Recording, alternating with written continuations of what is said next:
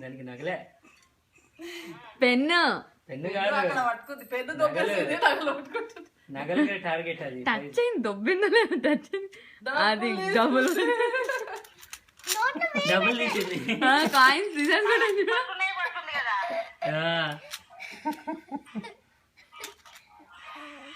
చూసే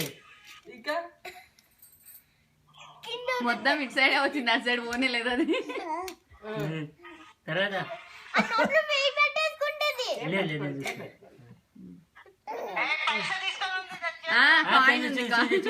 చూసిన